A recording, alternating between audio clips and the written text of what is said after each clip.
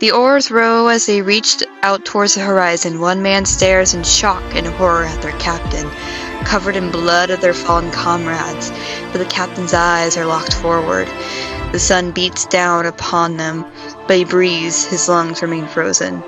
Please, he pleads. Tell me you did not know that would happen. He knows the answer, as the captain says nothing, praying to the gods that the man at the helm is still his friend, his brother, his captain Odysseus. The silence is filled with oars breaking the surface of the ocean, pushing it along, the air filled with the smell of blood, his lungs now filled with fire fueling the anger. Tell me you did not miss home so painfully bad that you gave up the lives of 6 of our friends. He spoke with venom. Say something! He shouts. The boat jerks to a stop. Brother's final stand. I can't! Tears breaking through, the sight of red all around, the one he once called brother. He sees the damage that has been done, caused by him, but as Eurylochus has bathed in it. He raised his sword. Then you have forced my hand. The crew, hands on their hilt, waiting for their captain's response. No sword is drawn on the captain's hand, but instead it lingers. Don't make me fight you, brother. You know you'd have done the same. His blood went from boiling to intoxicated, his hands and mouth of their own control. If you want all the power, you must carry all the blame! Metal against metal, brother against brother, the swung, the miss, all carry hate.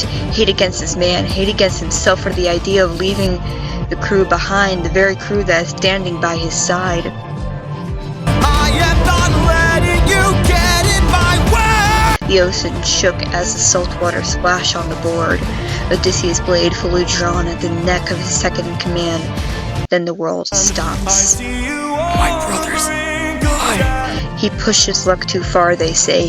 His wit, the very thing that Athena has praised, is what led them to their deaths, and it shall lead to his own. He falls. The world is spinning as the pounding on his head awakes him. He gazed upon an island, a pasture, cows of a golden color grazing with Eurylochus standing beside them.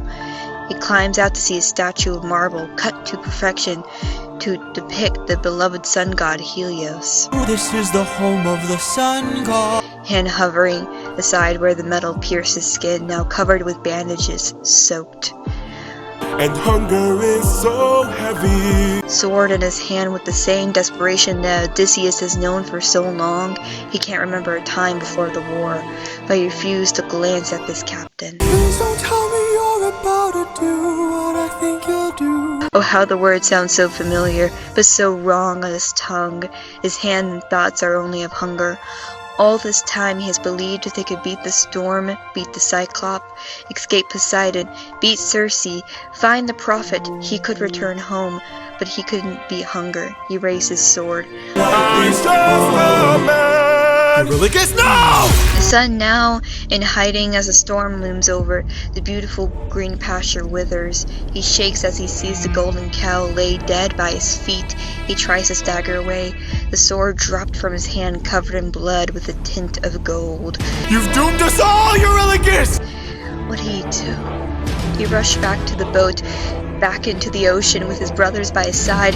We were the sun god's friends! And now that we've pissed them off, who do you think he'll send?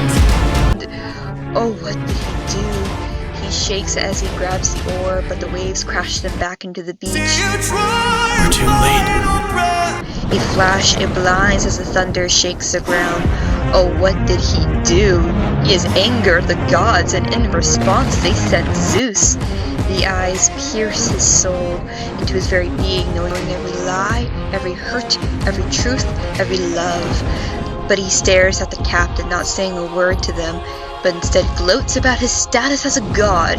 He nor does touch the ground as it is beneath him, roaming closer to Odysseus. Then pops this question of rather to save the life of the crew or spare his own. Oh, such a choice sounds so familiar. Oh, how his younger self would plead, but instead he contemplates his wife. Oh, even if the siren was a misdirect, it has been a decade since he has last heard her voice. He made his choice back then, he will make it again now. Now with the guilt washed away as the waves crash onto the beach, the ocean dragging a bit of it with them. Captain? have to see her.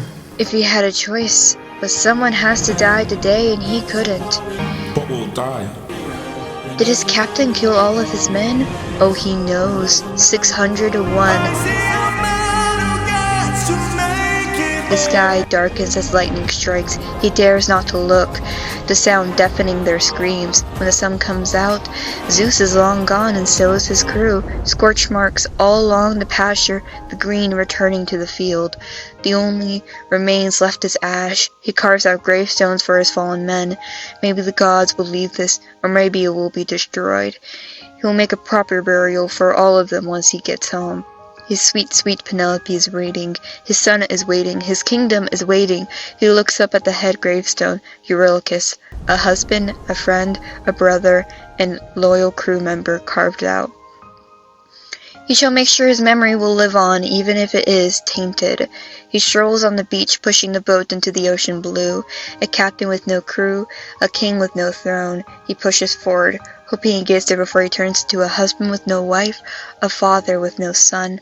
Rowing against the sea in search of his kingdom, leaving the island. He will return one day, but maybe the prophet is right. He is a brand new man. God fucking finally. Okay, that didn't take as long as I thought it would. I don't know, maybe we'll actually decide to re-record all of this. Who knows? Either way, I'm done with all of this. Now I just have to go edit all of this. Yay! I hope you guys enjoyed this before my summer actually ends and I have to go back to school. I hope this does well. Either way, bye-bye.